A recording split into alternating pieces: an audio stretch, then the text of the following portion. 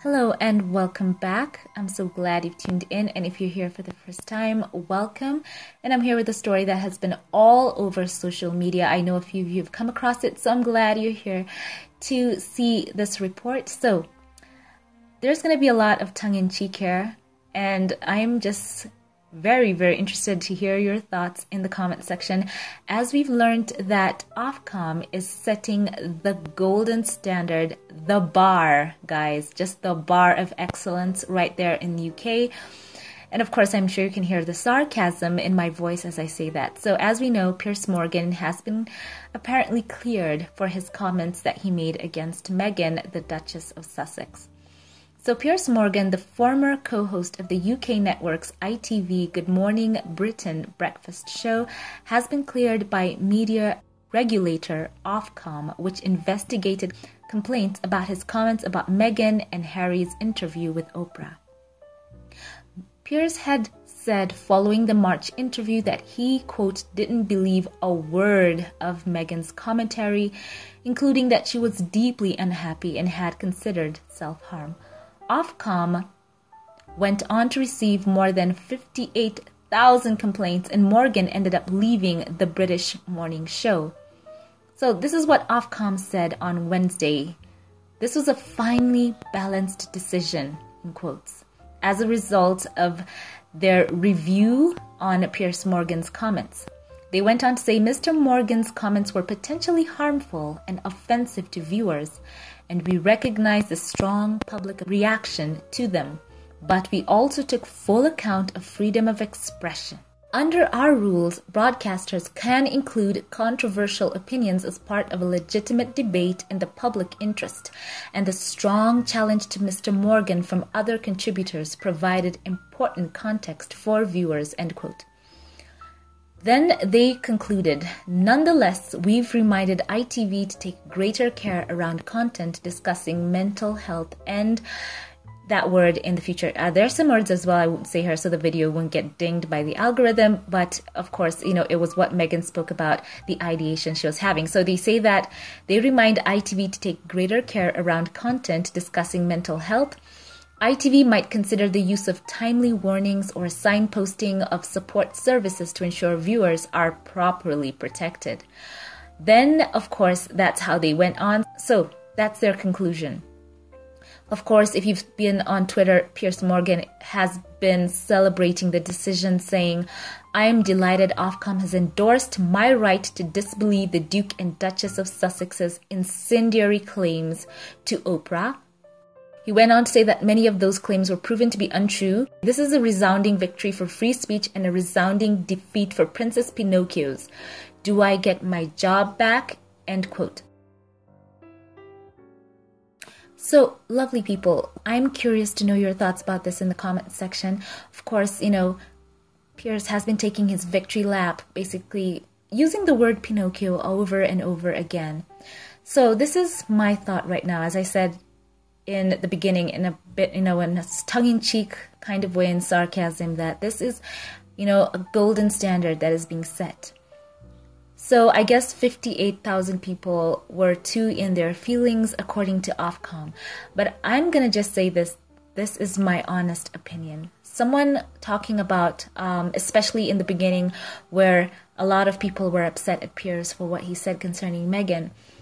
People have been, accused of being overly sensitive, but I think if the standard and, the bar that has been set is that people can be as dismissive to other people's emotions and experiences. And, of course, Meghan talked about what she had faced and how that reception that she received in the UK with some sections of the media, as well as her own experiences there in the royal family and all that she opened up about in her interview to Oprah, speaking about her mental health and being vulnerable and open in her interview with Oprah. And of course, a lot of people said that it was something to be admired because it took a lot of strength for the Duchess to speak up as candidly as she did about, what she was going through, the ideation she had, and her and Prince Harry just being vulnerable. And for someone to come out who had been going up against Meghan the entire time and saying he didn't believe a word, and not just of basically other things she said, basically including that he did not believe her about her mental struggles. I do remember someone giving commentary on this, and it really stood out to me. He said that for Piers to say that he did not believe her, then if someone tells people that that is what they are going through mentally, they're having those kind of thoughts. For someone to say that they did not believe them, what would be the only way that they would prove you wrong? That was the question he asked. The only way that Meghan would have proved Piers wrong is if she did something to herself. Are you getting me? So if this is the bar, if this is the golden standard that is being set by Ofcom, that even decency, even in expressing opinion, no one is here to shut anyone's opinions down, but decency, are you understanding me? It's something that they have glossed over here and said that people can basically say what they want, but attach, the necessary links at the end of your video for any who might be, according to them, offended or in their feelings about it. Because, of course, there are a lot of people right now who are, they're happy with this decision. And I want to ask, because they are talking right now, a lot of people online right now are talking about Ofcom, and they're basically saying that this is some of the problems that people have been pointing out. And they are pointing to some things that people have spoken about. And I think it brings us back to what Prince Harry said about the contract, the unspoken contract that some people have that did not cover him and Meghan. Can you imagine if Piers was going up against, for example, God forbid, but if he was going up against Prince William's wife, Catherine, over and over and over again, and if she said something and he came out and said she was a Pinocchio and he didn't believe a word of it, please tell me that Ofcom, even if receiving thousands upon thousands of complaints, would have this same, as people say, same energy for, what they have put towards Meghan.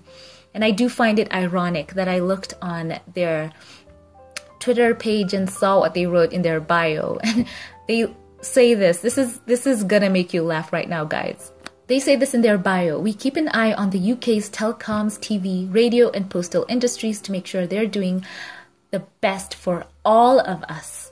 So I guess all of us does not include Meghan, because if just substitute everything Piers has ever said and put in, for example, the name Kate. And for the people who are lacking a different perspective, I looked at the people who came to this decision, those who are at the top of Ofcom, and perhaps there is a perspective that they are lacking.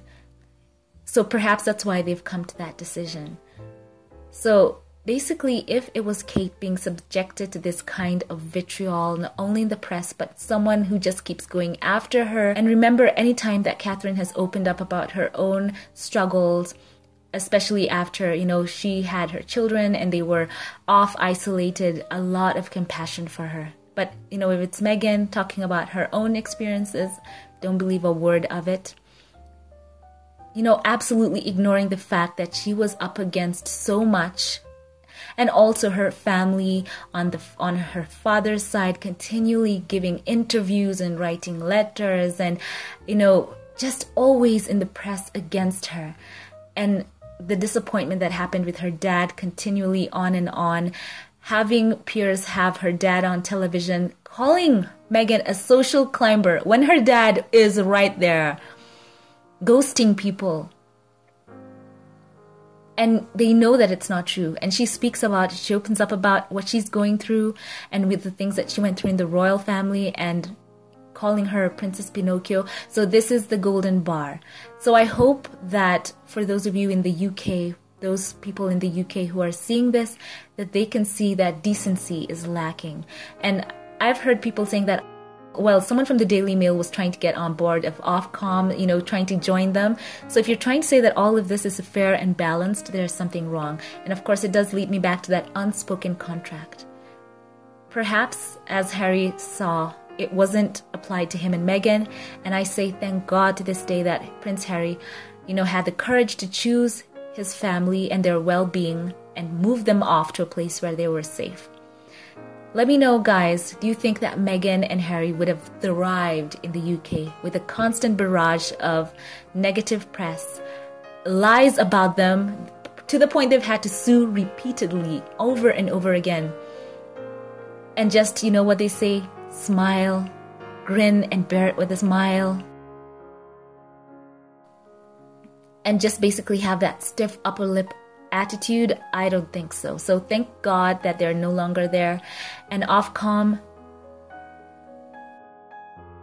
And for Piers to say this is a win for the village, as once again I've said, there's a perspective that's lacking. If you're in that village clique and you're all having a great time high-fiving each other, please look at all those articles that have been printed about Meghan that are negative and just try and empathize and perhaps, for example, switch out the name Meghan and put the name Kate and see if there's some perspective coming to you about why perhaps something isn't right.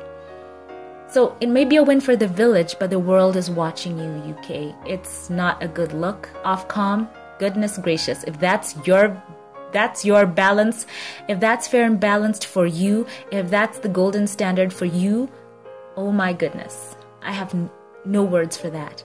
So guys, let me know your thoughts in the comment section. Thank you for watching this. Guys, let's continue to use our platform to promote love and empathy wherever we can. And once again, thank you for watching. I'm curious to know your thoughts. Let's try and rise above, keep it respectful in the comment section.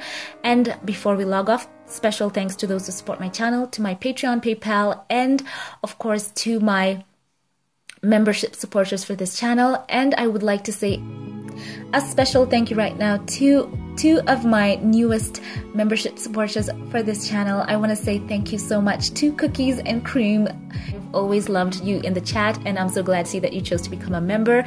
Special thank you right now. And of course, this is a great one, Maggie Jackson. You have been a Patreon supporter, so I'm so glad that you chose to come on over and become a membership supporter right here on YouTube. Thank you so much, Maggie. I am so appreciative of you. Thank you so much. Thank you. And for those of you who'd like to check me out and consider supporting this channel, links will be in the pinned comment as well as the description bar.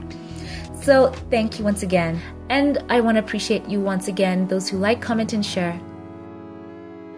Have a great day wherever you are. Thank you for watching, and I will catch you in the next one. Have a blessed one.